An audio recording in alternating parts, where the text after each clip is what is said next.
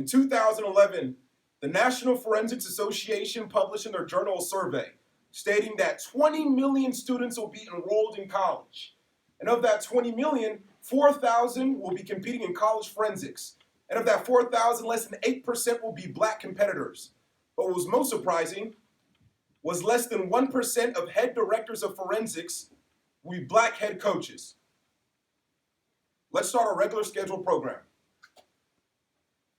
Greetings, gentlemen! I have a foolproof method on helping you control your black slaves. Now, my method is simple. I take the young black male, and I pitch against the old black male, and I take the old black male, and I pitch it against the young black male. I use fear. Shut up! For control purposes. Now, this has worked on my modest plantation. It'll surely work for you. These are your tools for control. Make sure you use them wisely. Speech and debate.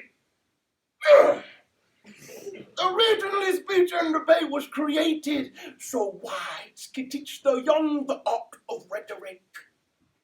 Not until 1924 did a black coach by the name of Melvin B. Tolson introduce to the circuit his team of black debaters.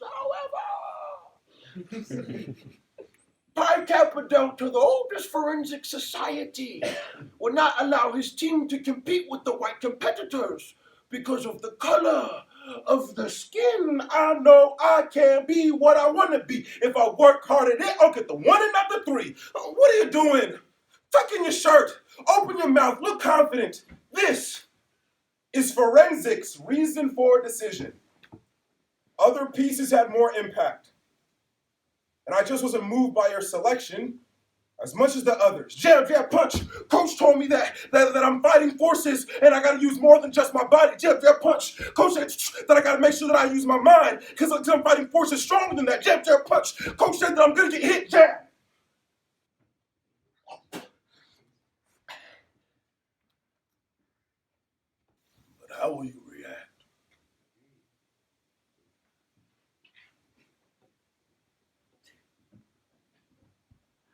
2007, the film The Great Debaters highlights a historical black college university, Wiley, defeating Harvard's predominantly white institution in debate.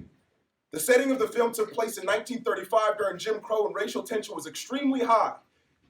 However, the film was fabricated in order for cinematics to have a box office hit, leaving many critics to not focus on the sacrifice of a mentor, teacher, and debate coach. Mr. Melvin B. Tolson. Melvin B. Tolson was able to create the next generation civil rights leaders. And in a world where we fear the ignorant, violent black youth, we must have an example of black excellence. As an 8-year competitor in this activity who's been able to benefit from mentors during times of countless incarcerations and mass murders, we must know that African-American role models make a difference. So I dedicate this to the teachers who sacrificed it all for us.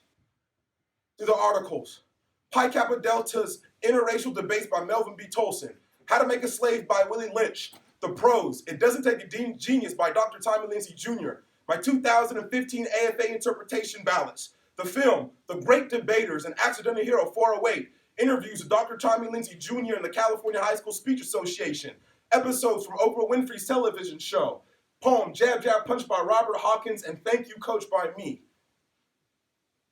This is not an oratory. It's not a persuasion. This is me yelling on the top of my lungs that black coaches matter. Jab, jab, punch. Coach said that if I get hit 7 times, that I gotta get up 8. Coach said that I'm gonna get jab, jab, punch, and that I gotta know that I'm more than just a black body of bronze, that I have a brain, I have a mouth, and I can speak. Control the tongue of that nigger. Make sure that you completely annihilate his language. Shut up! Because language leads to the heart of a person. If your nigger speaks and he's no longer a fool, and their nigger being a fool, that's the main ingredients to slavery. Think about it. If your nigger is not a fool, then he can move through all levels of your society. So make sure your nigger has no tongue. That's the basic ingredient to slavery. You quit. What do you mean you quit? You're black. You can't quit. You gotta know how to think how they think. how to speak, how they speak in order to survive in the world. There's kids out there looking like you dying and you don't want to memorize this speech for 9.5 minutes. You're going to have to be the first believer in your student. You know, oftentimes you a nut on a mission trying to patch up a human soul. You got to recognize class is never dismissed. And I mean never. You might as well put a bed in your classroom. That's where you're going to be all the time. And while you're there, make sure you make an atmosphere of work. It's contagious. Welcome, ladies and gentlemen, to the Oprah Winfrey Show. We have a special guest here today. Is that Dr. Tommy Lindsay Jr.? Come on, Mr. Lindsay. Mr. Lindsay, is it true that you take your students who can't afford a suit and you buy them a suit and a t-shirt and a tie with your own money at a department store? Is that true, Dr. Lindsay? Yes, Oprah.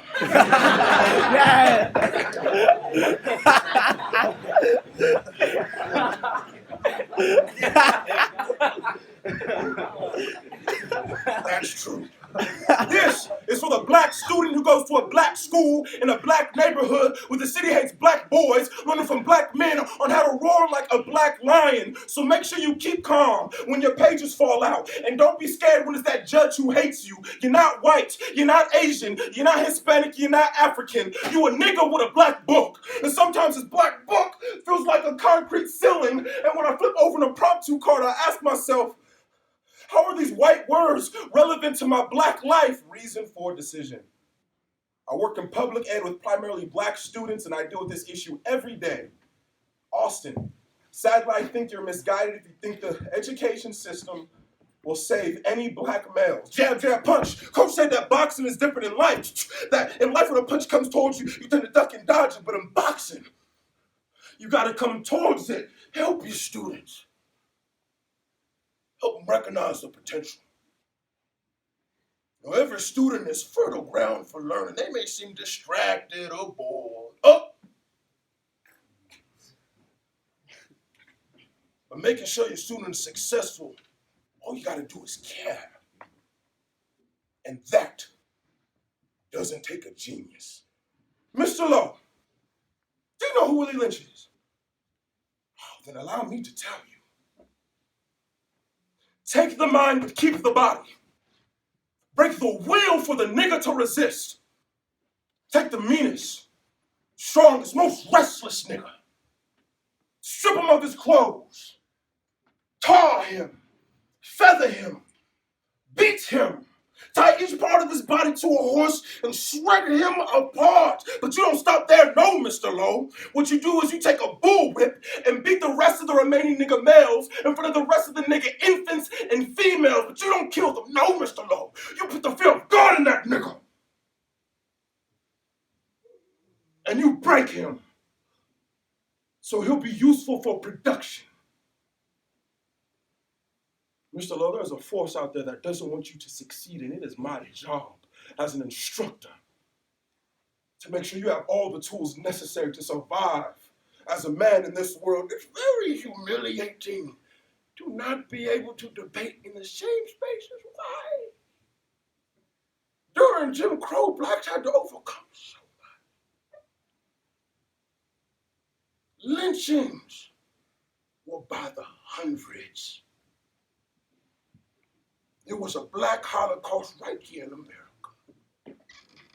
And blacks, we couldn't read or write, but we knew our way up was for the next generation to be educated. That's why teachers wanted us to be strong and spot our restrictions. And that's why you knew if you could satisfy coach, boy, you could satisfy anybody. I guess it's true what they say. If you want to change the world, you teach. Teaching, coaching, whatever you want to call it. It hurt my family in ways I can't describe. My children, they're often nice about it. Me being everybody else's dad. You know, my wife asked me, when was I gonna be there, Dad? Or better yet, when was I gonna be her husband?